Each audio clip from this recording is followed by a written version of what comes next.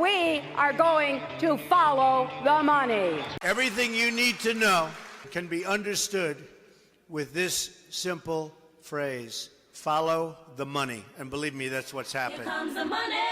Here we go. Money talk. Here comes the money.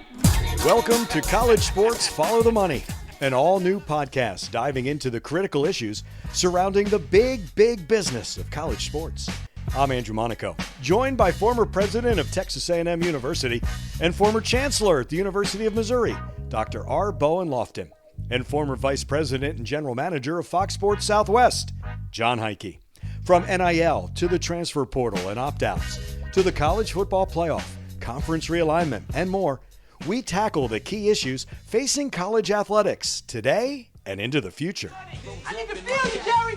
Show me the money! Jerry, you better yell! Show me the money! Show me the money! He's the loudest black man!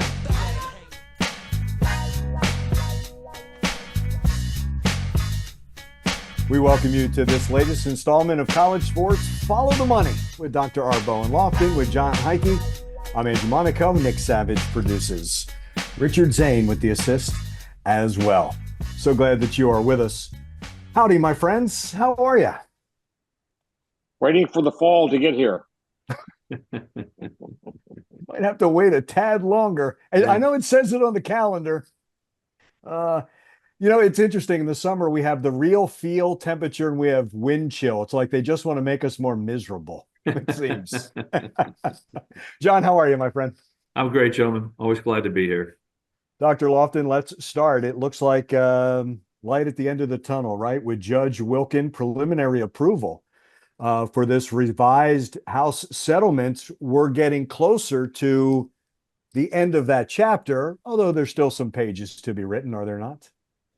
Oh, much to go yet, I would guess. You may recall early September, Judge Wilkin called everybody via Zoom and told them that they needed to revise the settlement agreement.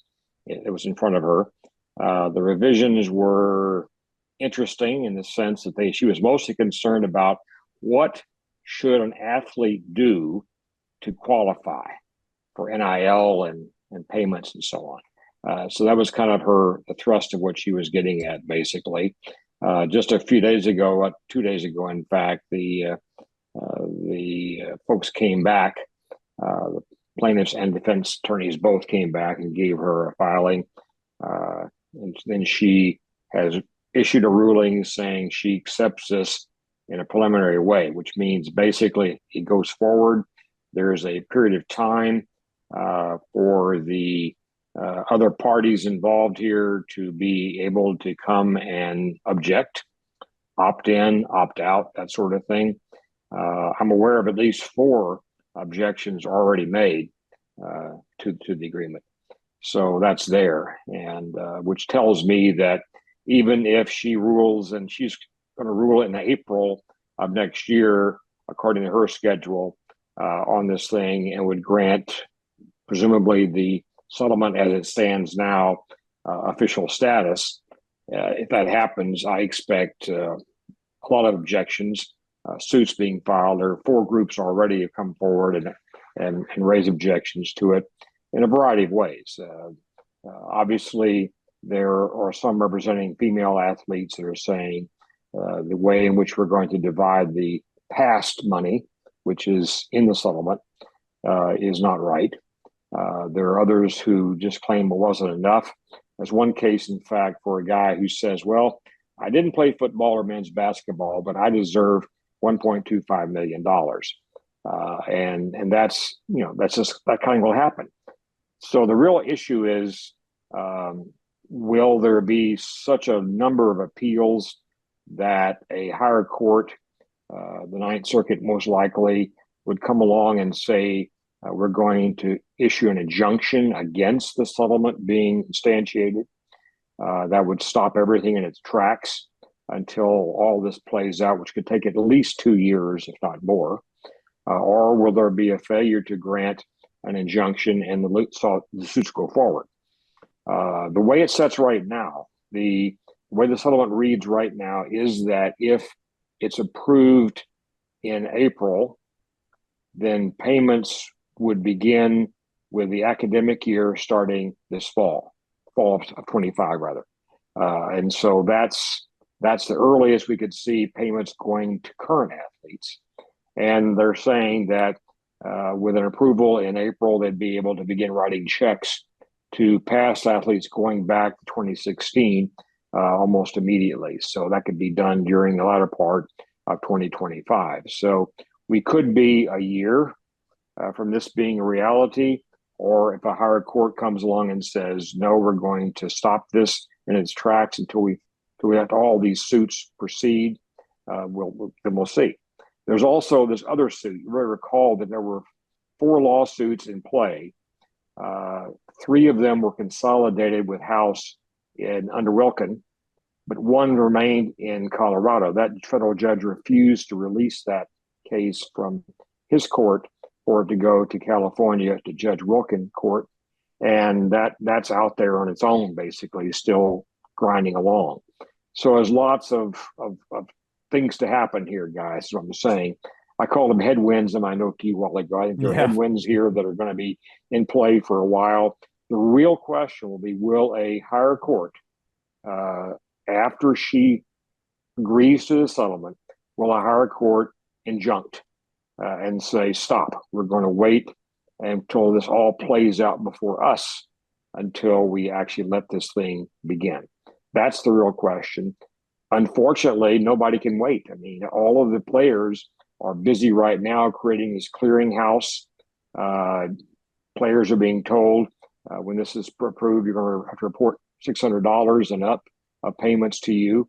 And there'll be a body you go to have advice given to you as an athlete about what to do if you don't like something about your situation.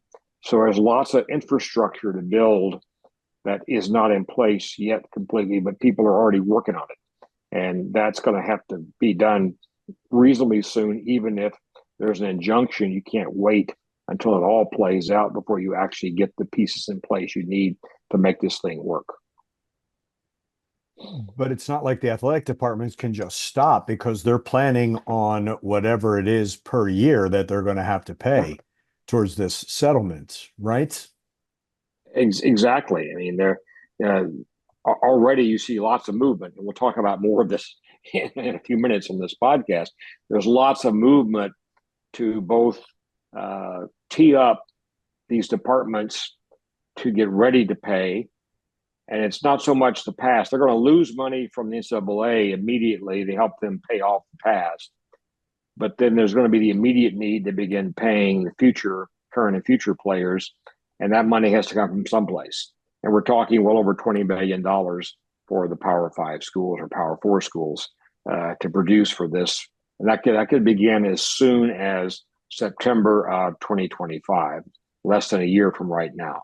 So that's the immediacy of this. There's this infrastructure that the settlement is proposed to be done to a clearinghouse, so to speak, for all the contracts that are NIL based and others. That has to be put in place. There's lots of things to do, and that's being done. As far as I can tell, we're now being done. But I think the real question is going to be, how do you come up with $22 million immediately beginning in September of 2025? That's John's problem, not mine. John, there's always TV, right? There's always TV, and I think we'll circle back to that. But I do have a question, Dr. Loftin. In this situation, all right, so there's several schools now about there that have probably, let's just call them NIL payments, over $22 million already in the books for this year. Where does that fall in this conversation? Right now, it varies by school. Some schools are keeping records of this, telling their athletes to do this. The NCAA has already issued some rules about this in terms of reporting. It doesn't fall exactly under the House agreement yet, but it's close to that. So there are at least currently people reporting NIL payments. And you're right, John. There clearly are schools where there's $15 million or more per year being put forward. The complication about this is that these contracts are not simply 1-year contracts. They could be multi-year contracts. And how do you count them is sort of a question mark right now that's out there. That can give you different numbers depending on how you count. But my point is that there are many schools where there are multi-million dollars going into athletes' pockets right now for NIL deals. Judge Wilkin, in her agreement that she's working on and what she demanded of the schools before her, NCAA especially, and the plaintiffs, is that they come up with a way to connect what the player does to what the payments are. And that's loosey-goosey right now. I mean, there are some NIL contracts that are very clear. I mean, I'm a car dealer. I want you to show up and sign so many, jerseys next Saturday. Okay, that's out there as a very clear quid pro quo. There are others that are fairly nebulous. They're called appearance contracts. Well, what does that mean? Somebody has to say, well, you're going to show up here and do this. And it's not written out in the contract itself. I think we've learned from Skula and others, or Sluka rather than others, that we have to have written agreements so people can know what they have to do, what they're expected to do, and what is expected of them. And we can't just have handshake agreements about these things. But the House agreement does set forward a structure for reporting and allows NCAA to regulate NIL. That's part of the deal here. And NCAA has already begun that process of formulating rules for that purpose. But I expect those rules to modify, to evolve over the next year or more until they become fairly solid. So we still don't know a lot. But we do know, as John said, we do know there are millions right now going into the pockets of student athletes. No question about it. Interesting. The NCAA jumps in now, right? With a little bit of foresight. I'm not saying that it could have stopped this, but it's like closing the barn door after the horse left. Yeah, no doubt about it. No doubt about it. I've always said this. They were afraid of getting sued. They got sued anyway. And they've lost every single lawsuit. That's the other thing, Dr. Loftin, put against them, and here we are. And again, a smart NCAA could have, over a decade ago, negotiated settlement agreements with the plaintiffs and put forward structures that would have been models for others who complain and file suit to get settlements done. And we could be in a very different place right now than we are. But their assumption that they're immutable, that they really can't lose, which has been patently proven false, those assumptions were the problem. They just arrogantly thought, we're the NCAA, we're going to prevail, we're going to fight these lawsuits in every case, and they've lost in every case. And that's the problem. And I believe they could have easily found, I should say easily, they could have found a route to a place where we would have compensation going to athletes with a very well structured environment, as opposed to what's still very loose and very unregulated, overall.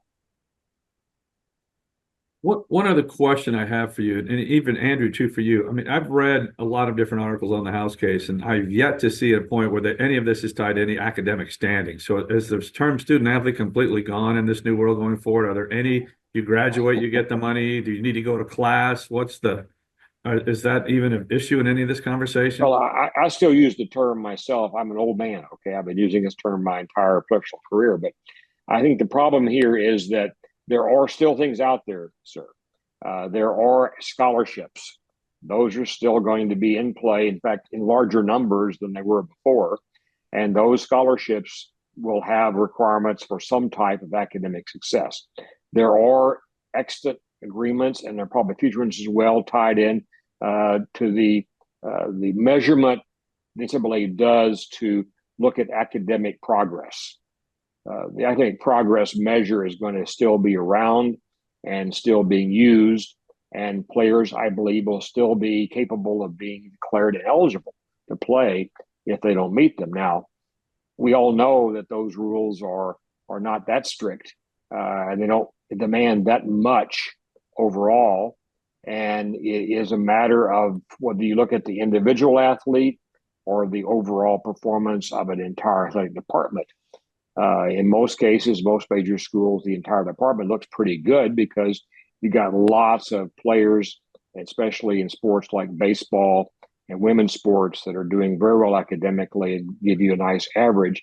But you've got a couple of sports, 2 to 3 typically in a school, that are going to give you problems. And so if you get down to the individual athlete being declared eligible, it may be connected to their scholarship. It may be connected to some other rules, but those I think will still be in play to some extent, John. That's my assumption anyway. Yeah, but for the big time schools, I mean, that scholarship at the end of the day, that's pocket change what these guys are going to be generating. Well, it can be, although for a private school, we're talking $100,000 a year type of things here for them. And for some players, not all, not a quarterback or a wide receiver, $100,000 is not small change for them, and even in this current NIL world. So I think it's going to come down to the player and their compensation package they may have, and we don't yet know. We do not know how we will divide up the money, not past, but future money. How are you going? Are you going to pay everybody the same thing? That's one model. It's one extreme. The other is you give all the money to men's basketball and football, and everything in between is possible. And so therein lies the real conundrum. We don't know yet. I'm assuming that in these meetings going on right around now between at least the Big Ten and the SEC, there are conversations about this to see if there's a place for some kind of conference-wide agreements. But right now, the House settlement says each school is going to figure out how to divide up their money among their current and future athletes. And that's a pretty scary statement when you get right down to it. Well, doesn't that have lawsuit written all over it as well if one's different than another? Exactly. And Wilkin herself said that she's not talking about Title IX, that her lawsuit was filed under the aegis of antitrust. And that's how she's dealing with it. And she's not going to consider Title IX at all. Well, Title IX hasn't been repealed. It's still there. It's still a law. It's enforceable by the education department. It's a law under which you could file a suit. So that just creates, I think, a huge amount of uncertainty, John, going forward. And I think the settlement itself does talk about how to divide the money up for past players. So that's coming out of the settlement here. That too could be, again, challenged, certainly. But at least it provides a mechanism to divide the money up. What we lack is this other guidance for the current and future athletes, which says each school figures it out themselves. And that's scary because if you have that kind of diversity that's possible with every school making their own decision, you have a very, very difficult place to recruit and retain athletes in. On the other hand, if two great big powerful conferences said, here's how we're going to do it, that could become a model that others have to follow. And you've got the whole other issue of the group of five who are going to have to pay for some of this and had no say in it whatsoever. And that's interesting. The Houston Christian University lawsuit is going to be heard later this year. They filed an appeal to Wilkin's initial rulings that's going to be heard by the Ninth Circuit. Probably it was that their stuff's been handled this year, but they're talking about an actual hearing next year sometime. So this lawsuit says we are being forced to pay or give up money as a group of five member, where we haven't had any say whatsoever in the settlement. Well, I could understand that. It doesn't sound very fair to me either. That's the way it's been so far. And they have a lawsuit. Wilkin dismissed it, didn't even consider it. So HCU has now appealed to the Ninth Circuit, and they just came out and said that they're going to resolve this in a hearing next year. So we got a long ways to go there. That can was kicked down the road as well. I have a hard time believing that they will overrule Wilkin on this particular matter. Because this is such a big deal and so far down the pathway right now. But they certainly have a case to make, I believe, that how can you possibly make us pay? We had no say whatsoever in this. I'm sorry. I said light at the end of the tunnel. I meant light year. Well, it's that train coming at you. You know, big boys in town right now. Yeah, yeah. Big boys here in Bryan College Station Yes. Yeah. today.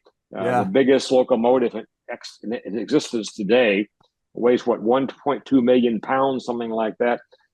So it's here. Maybe it's the light of that particular engine you're looking at. That's exactly right. It's exactly right.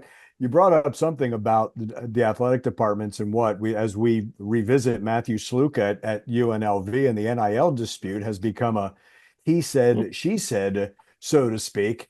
And then also in the last couple of weeks about the Mountain West saying that UNLV and Air Force will get a percentage of their media rights deal. Like things are dovetailing with all of that. But ultimately, Dr. Loftin, you said something about getting things in writing seems to be at the crux of the Sluka situation.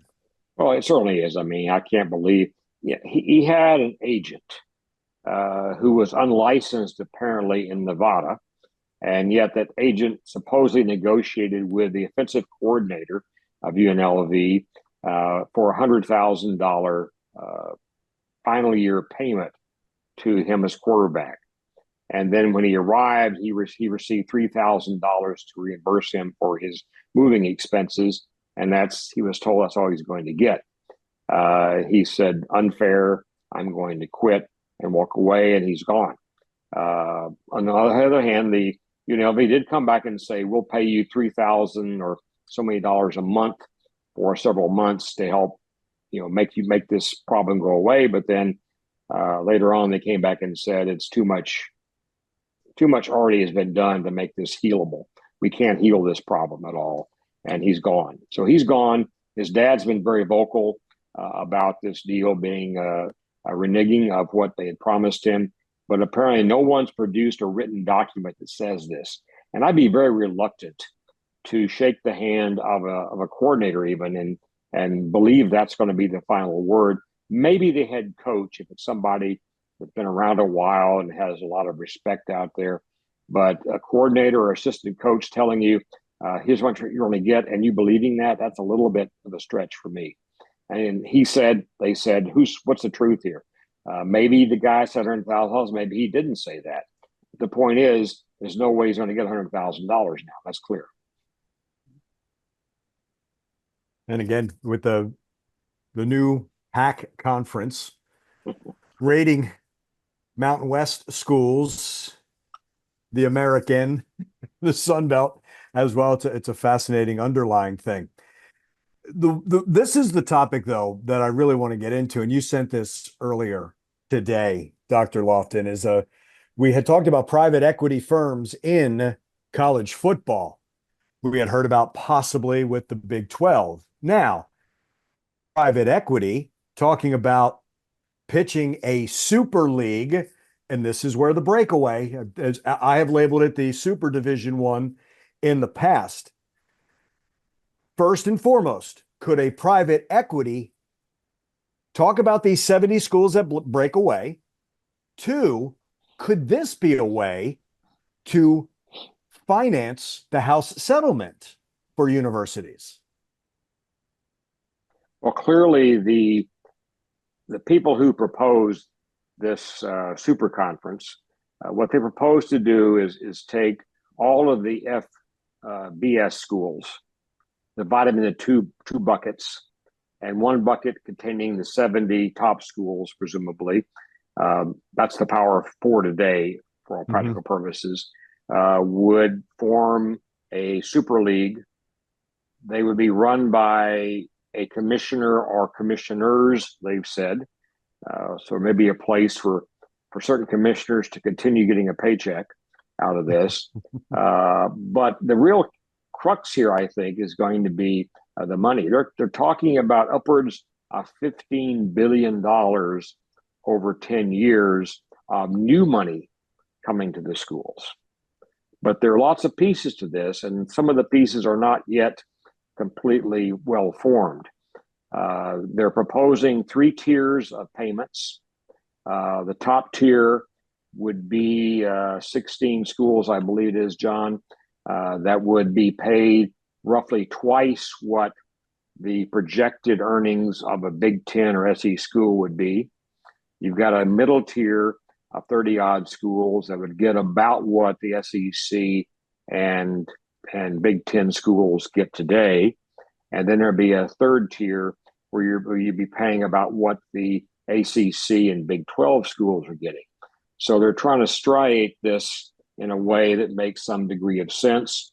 I've always been a little bit concerned about inequities. I said that when I was in the Big 12, and there was inequity in terms of how the conference shared its TV revenues with the schools. And I felt that led to instability in the conference. And that was one reason that A&M needed to leave that conference. Well, that's sort of been worked on over the years, but it depends on when you come into the Big 12, depending on when you come in, it may approach your or affect your amount of money you get. But my point to you is simply this, that you have the tiers in there.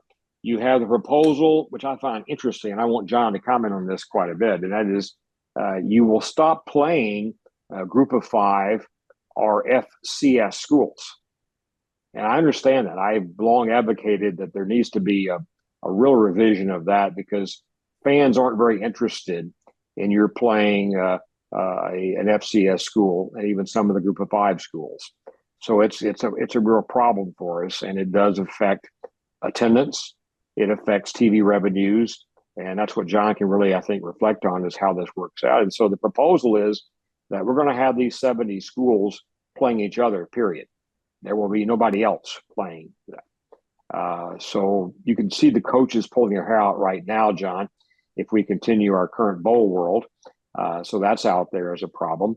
You can see a Group of Five or FCS school, which is depending on that 1.5 million plus or minus to come and play a Texas or Notre Dame early in the season, typically, and make their budget work.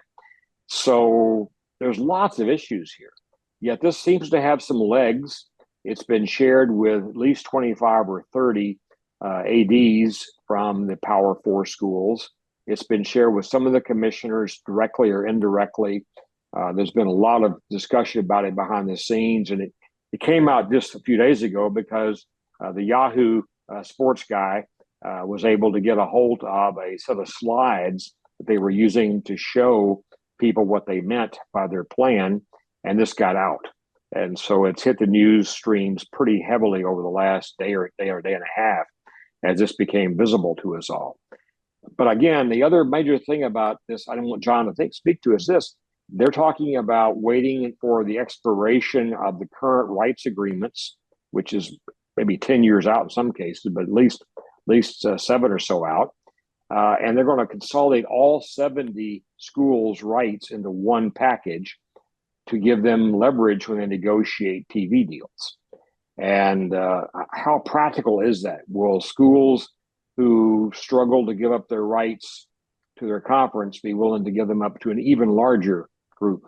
Is the question I want to pose here. So there's lots of pieces here. Again, let me go over quickly. It's the idea of not playing a lot of schools you play now.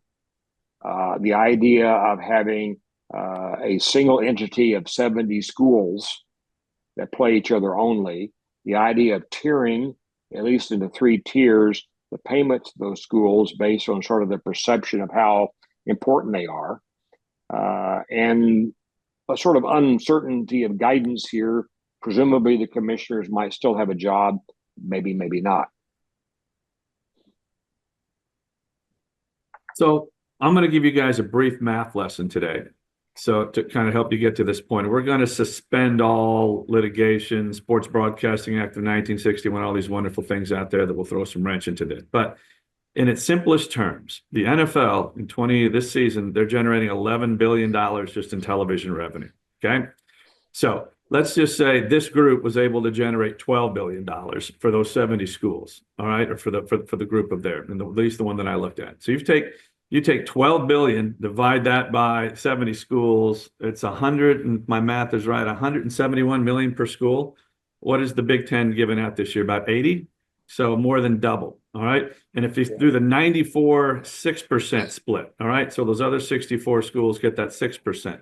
my math, that's roughly 11. What is that? So that would give those schools roughly 11.5 billion or 11.5 million a year to deal with, which is probably more than they're currently getting from their existing television deals. So the premise of that is if you can create the NFL model, all right, and if you're talking about 70 schools, and you're looking at Alabama, Georgia, you're talking about Ohio, Michigan State, you're not talking A&M, New Mexico State. That's 20% of the schedule that's gone of those bad inventory.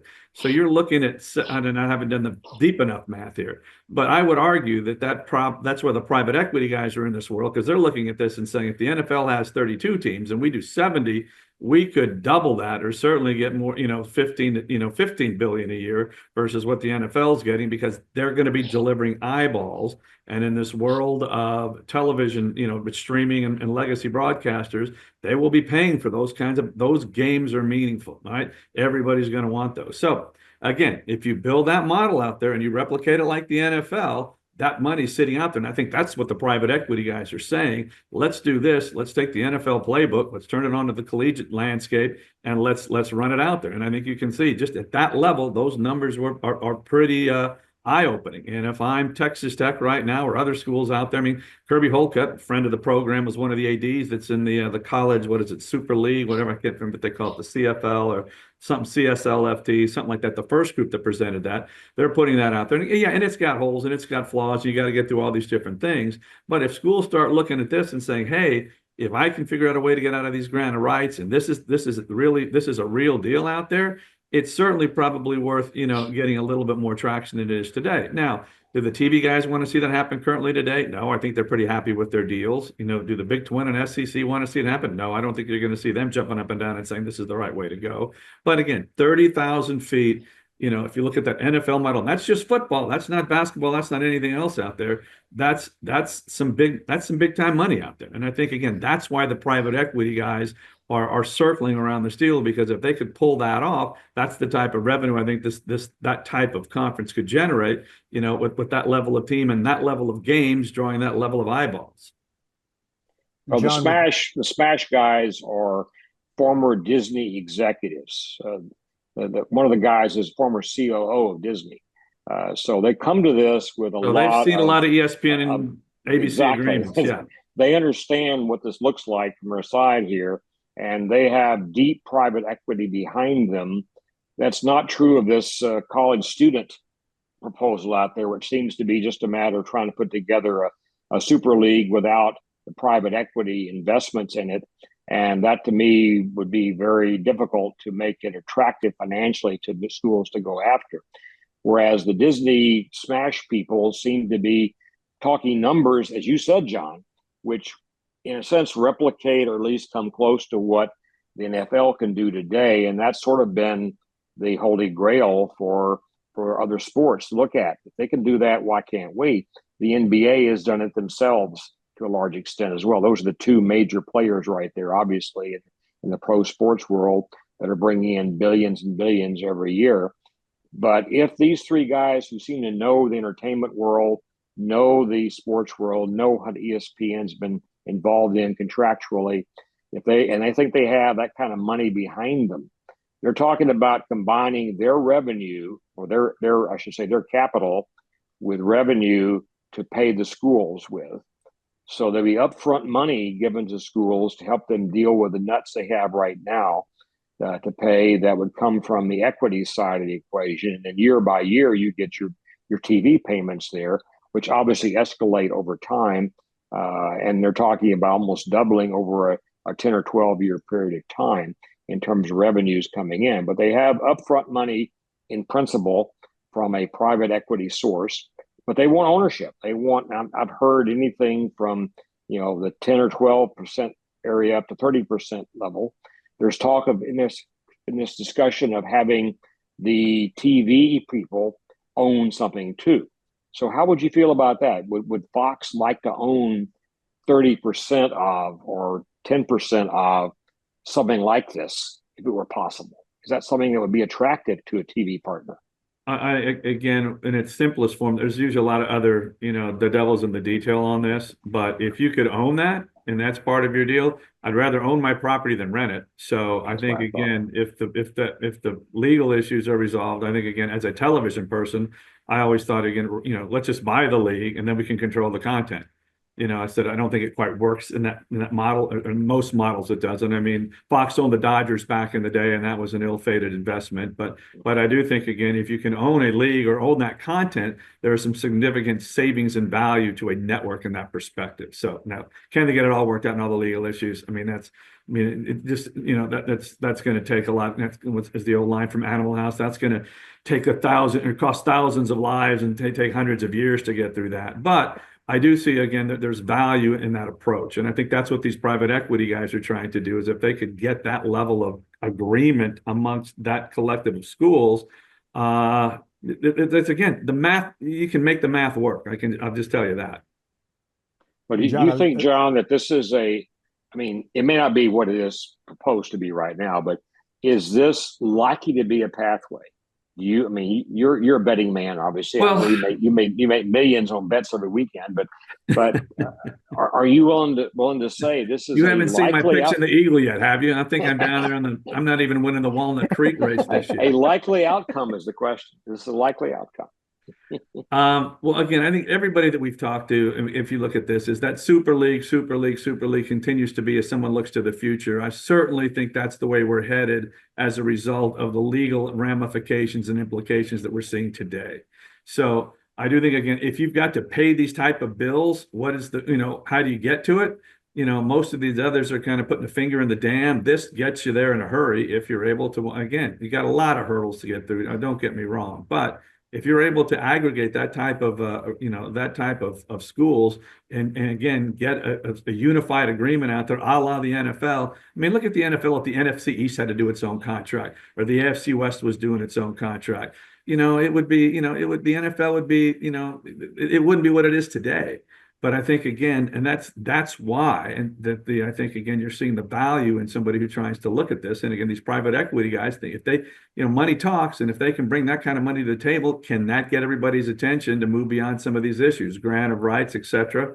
Maybe that's the kind of, again, the incentive that gets these schools to say, look, there may be a better way, and this could present that avenue.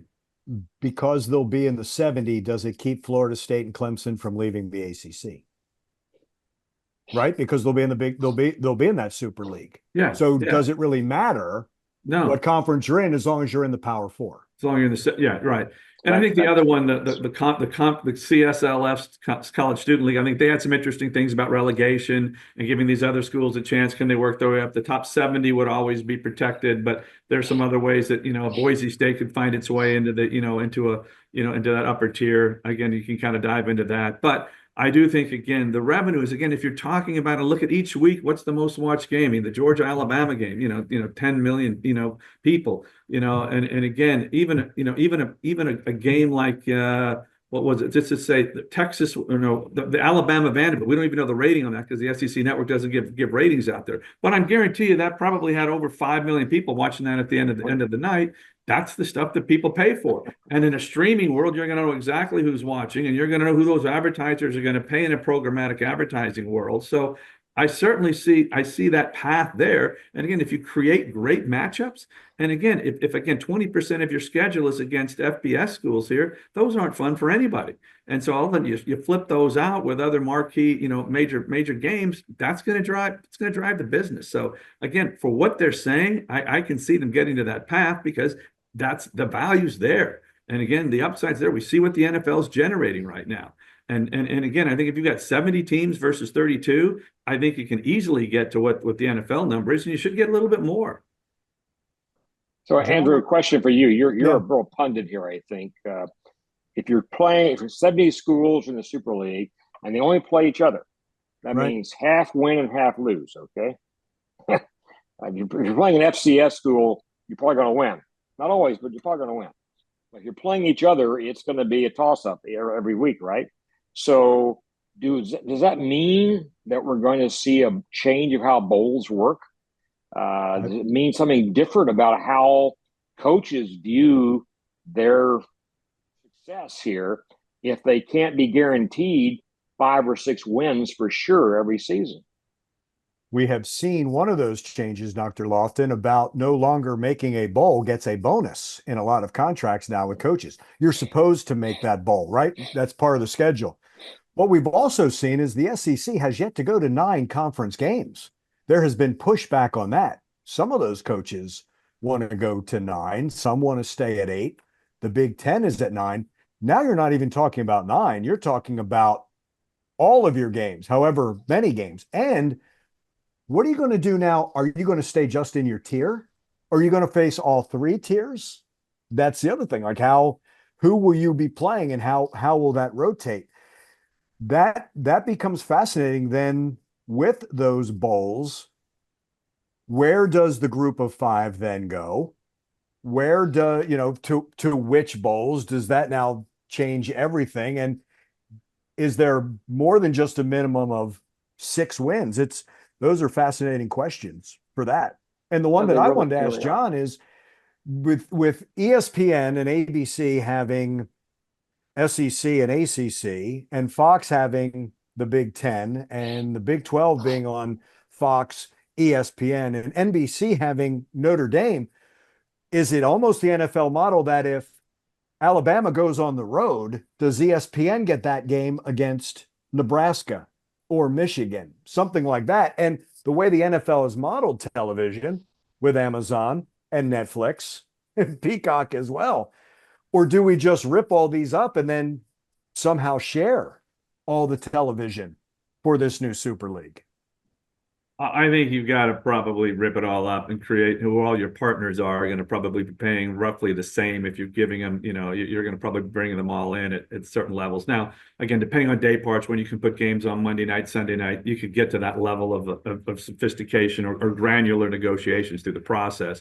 But I think just from a starting point is you could just say that, again, if everybody's on a level playing field, you're going to be playing each other and you're getting these levels of matchups every week. Again, do people want to see Kansas every week, even if they're in that list? Probably not. The Notre Dames, Ohio States, Michigans are going to drive more. So there probably will be some level of scheduling or how you tier that up for the television rights. But again, I just saw for this the first time the Chiefs have passed the Cowboys as one of the most watched, the teams. The Cowboys have always been there, but the Chiefs have finally passed them now in overall viewership. So again, you're going to have brands. We've talked about the importance of brands in this process too. So I think, again, at 30,000 feet, you could probably look at it. And again, will an ESPN want to pay more for more content out of that mix? Probably. So they'll probably pay more. NBC doesn't need that number of games, most likely, at the end of the day. CBS isn't going to need that number of games for the most likely. So there'll probably be some leveling of the television playing field at the end of the day based on, again, you could probably again set it up like the NFL model, but again, is Jacksonville as valuable as the Dallas Cowboys or the Kansas City Chiefs? They're not. So how do you work all that in? And I think that stuff can be worked out if the money's right. So now to advertise, that's got to go up then, because you've got to make this money somehow. Yeah. So I think, again, these games are going to be drawing, probably at a minimum 4 million viewers a game, and a maximum probably 15, maybe even 20. Your NFL games are roughly 9 to 20 on a Sunday, so I think it puts you in a level there. A Sunday night game is going to obviously have more eyeballs than a Sunday afternoon game. A Monday night game is going to have more eyeballs than the most of the game, so that package becomes more valuable. So does this college football now look at different dates? Do they a Tuesday night game where they're playing up some of those? Again, ESPN will want games to be played in that environment, if they were doing this today. So I think, again, the infrastructure is there to do that, because you're going to have enough inventory at the end of the day to make all that work, particularly even with the group of, whatever they call it, the group of 8, those other schools, they can still fill some windows in for you too at the end of the day. And there'll be some people that will probably want to pay those just, to eat up innings for some of these new sports networks that are out there. FS1, for instance, could use some of those too. Right. A lot of Boise State games are, for that standpoint, because that's what Fox uses those for today. I mean, we think about this, though, but it's not in a vacuum. ESPN and NBC are going to have the NBA in the new deal. The NHL is still on ESPN during the same seasons. Now, ESPN has backed away from baseball. That's not when college football is playing. And then does this group of 70, does it apply to all of the sports? Right. Well, college right now it's basketball- just football only. I think this is Just football only. right now. So then, Football- so football college becomes its basketball own could enterprise add, in this world. Then you can Right. still go do the basketball. You can still do the Olympic sports. You So can still there's figure out ways ways to to carve up that there's passion ways too. to ways to even build it more out. money, right? Yeah. That's even But more you would money, think, yeah. does this become the model then for CBS and Turner to say we want just the 70, those 70 teams, those matchups are attractive to us as well in the college basketball world, or is it just for March Madness? Do we just put all the money, all the focus on those 4 weeks of when it's the postseason? I doubt that. There's people who want to watch basketball. Yeah.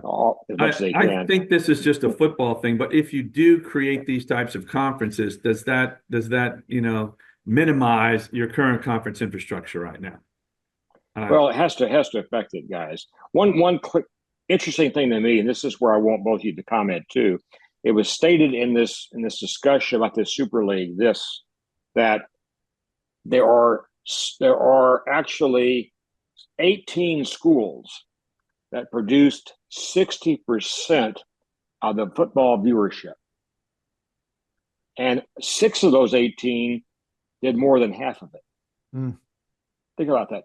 So- 6 schools generated a little more than half of the total viewership. 18 generated 60% of it.